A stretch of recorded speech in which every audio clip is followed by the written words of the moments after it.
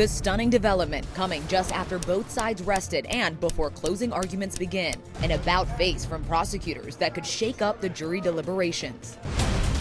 Extra has obtained this letter from the government sent to the judge, saying it will remove these allegations for jurors to consider: attempted kidnapping, attempted arson, and aiding and abetting sex trafficking. They were thought to have been cornerstones of the prosecution's case. Sex trafficking, forced labor, kidnapping, arson, bribery, and the obstruction of justice.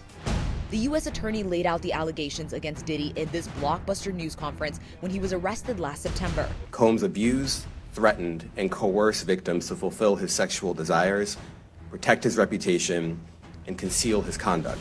The question now, why are prosecutors taking this last-minute action? This isn't something that is unheard of, but I wouldn't call it entirely common.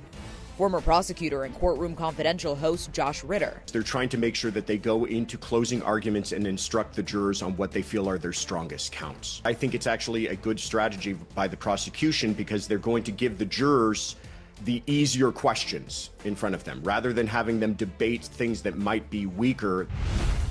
The decision comes after a string of star witnesses. Former Diddy employee Capricorn Clark tearfully testified that she was held against her will and had to take a lie detector test to prove she hadn't stolen Diddy's jewelry. Cassie Ventura told the jury that she was forced to stay in a hotel for a week to hide her injuries after Diddy had assaulted her. That incident, a different one from that disturbing video first uncovered by CNN. Combs then kicks her twice and attempts to drag her on the floor.